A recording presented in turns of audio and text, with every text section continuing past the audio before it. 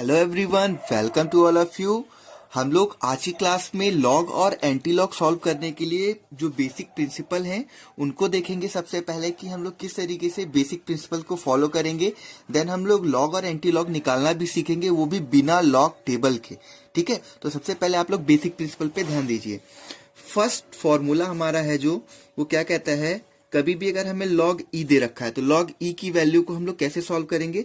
ध्यान रखना, log e को जो हम लोग सॉल्व करते हैं तो 2.303 आगे आ जाता है, देन log बेस 10 आ जाता है। ठीक है, log बेस 10। अब log बेस 10 होगा तो उसको हम लोग इजीली सॉल्व कर पाएंगे। ठीक है ना, इसीलिए हम लोगों को सबसे पहले इस फॉर्म में इसे कन्वर्ट करना है। देन सेकेंड फॉर्मूला इसका है, अगर कभी भी हमें इस तरीके से आता है log a इंटू बी, तो हम लोग इसे क्या लिख सकते हैं, log a plus log B, इस तरीके से लिख सकते हैं। स्टूडेंट्स, इस चीज का ध्यान रखेंगे आप लोग। थर्ड फॉर्मूला है हमारे पास, कभी भी अगर हमें देता है कि लॉग ए अपॉन में बी है, तो लॉग ए अपॉन में बी को हम लोग लिख सकते हैं लॉग ए माइनस का लॉग बी, इस तरीके से हम लोग इसे लिख सकते हैं। Then fourth is log A upon में बी। ये बहुत ही ज्यादा इंपॉर्टेंट है क्योंकि आपको मोस्टली क्वेश्चंस जो मिलेंगे वो इसी से रिलेटेड मिलेंगे, तो इस चीज पे आप लोग बहुत ज्यादा ध्यान रखेंगे। ठीक है, लॉग ए की पावर अगर बी कभी होता है तो यहाँ पे क्या होता है, बी जो है वो आगे आ जाएगा और यहाँ पे क्या हो जाएगा, लॉग ए हो जाएगा। ठीक, देन फिफ्थ फॉर्मूला इसका जो है वो फिफ्थ फॉर्मूला क्या है, कभी भी लॉग बेस 10 और 10 होता है, लॉग बेस 10 इसकी वैल्यू कितनी होती है, हमेशा 1 होती है। ठीक है, ध्यान रखेंगे आप लोग।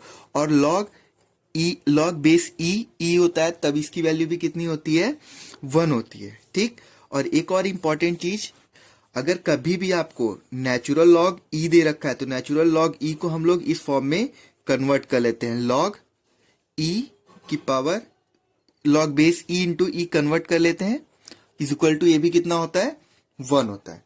ये तो हमारे कुछ बेसिक प्रिंसिपल्स थे। ठीक, अब हम लोग थोड़ा सा आगे बढ़ते हैं और मैं आपको कुछ वैल्यूज बता देता हूं जिसकी वजह से हम लोग क्या कर सकते हैं, उनकी हेल्प लेकर हम लोग बहुत ही आसानी से लॉग कैलकुलेट कर लेंगे। वो आपको कुछ चीजें ध्यान में रखनी है। तो यहाँ पे ये बहुत ही इंपॉर्टेंट पॉइंट है जो कि हमें लॉग सॉल्व करने में मदद करेगा, तो इस चीज को आप जरा ध्यान से देखना। अगर हमें कभी भी दे रखा है कि लॉग बेस 10 1, तो इसकी वैल्यू होती है 0। यहीं पे अगर हमें दे रखा है बच्चों लॉग बेस 10 2, इसकी भी वैल्यू अभी मैं आपको निकालना बताऊंगा, लॉग बेस 10 3। इसी तरीके से लॉग बेस 10 हम लोग कहां तक ले जाएंगे, हम लोग 10 तक लेकर चलते हैं इसको। ठीक है, 4 5 6 7 8 9 10 11 तक चलिए ले जाते हैं। अब हमें क्या करना है, हमें ये कुछ वैल्यूज हमें याद रखनी है जिसकी वजह से हम लोग क्या करेंगे, पूरी की पूरी लॉग टेबल जो है, यानी कि लॉग के क्वेश्चंस को हम लोग बिना लॉग टेबल का यूज करे सॉल्व करेंगे। तो यहाँ पे देखिए, हमें एक चीज याद रखनी है, लॉग 2 की वैल्यू कितनी होती है, 0.3 होती है। ठीक है, 0.3। अब देखिए, लॉग 2 की वैल्यू अगर 0.3 होती है तो हम लोग लॉग यहां से किसकी वैल्यू निकाल सकते हैं, लॉग 4 की वैल्यू निकाल सकते हैं। कैसे निकालेंगे, यहां पे ध्यान देना, यहां ध्यान दीजिएगा स्टूडेंट। देखिए, log 4 की हमें वैल्यू निकालनी है। हम लोग log 4 को स्टूडेंट कैसे लिख सकते हैं, log 2 की पावर 2 लिख सकते हैं।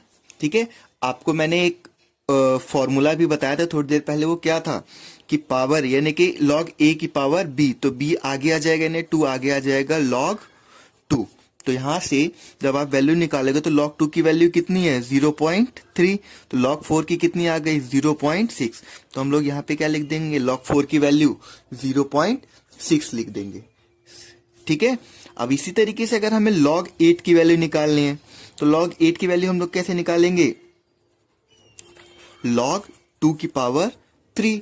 ठीक है, और 3 क्या आ जाएगा स्टूडेंट्स, आगे आ जाएगा, देन log 2 की वैल्यू हमें पता है कितनी है, log 2 की वैल्यू है 0.3, तो log 8 की वैल्यू कितनी हो जाएगी, 0.9 हो जाएगी। तो यहाँ पे हम लोग log 8 की वैल्यू कितनी लिख देंगे, 0.9।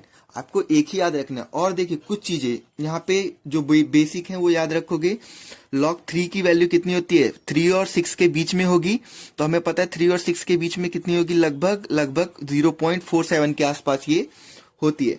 उसके बाद log 5 की जो वैल्यू है वो 69 होती है, लेकिन हम लोग अप्रोक्स में से 0.7 लेकर भी कर सकते हैं क्वेश्चंस को। आप लोग सिमिलर लिख लेंगे कि 0 पॉइंट कितनी होती है 69, और यहाँ पे log 6 की वैल्यू होती है 0.77, और 0.77 और 0.9 के बीच की जो वैल्यू होगी 0.85 होगी। log 9 की वैल्यू और log 10 तो हमारा 1 होता है, ठीक, log 10 हमारा 1 होता है, तो हम लोग कैसे बता सकते हैं इसके बीच की वैल्यू 0.95, और log 11 की वैल्यू 1.0414 होती है।